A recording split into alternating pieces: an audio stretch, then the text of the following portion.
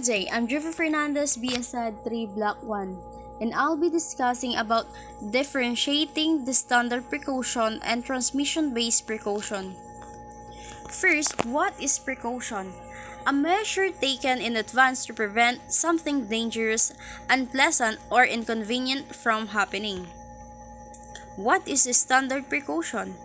Are set of infection control practices used to prevent transmission of diseases that can be acquired by contact with blood, body fluids, non-intact skin, and mucous membranes. What is transmission-based precaution?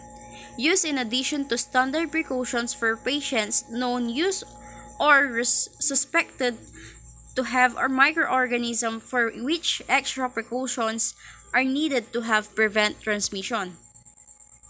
So we have here three categories of transmission-based precaution. We have contact, droplet, and airborne precaution.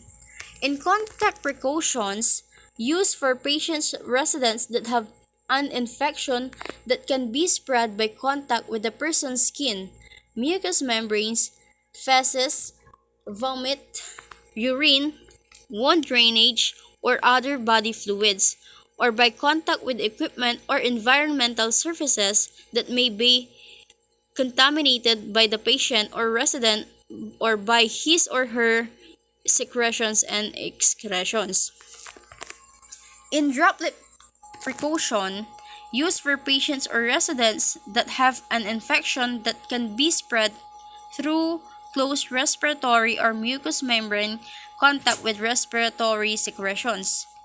In airborne precautions, used for patients that have an infection that can be spread over long distances when suspended in the air. These disease particles are very small and require special respiratory protection and room ventilation. So the difference between standard and transmission-based precaution. Standard precautions are the minimum infection prevention and control practices that must be used at all times for all patients in all situations, while the transmission-based precautions are used when standard precautions alone are not sufficient to prevent the spread of an infectious agent.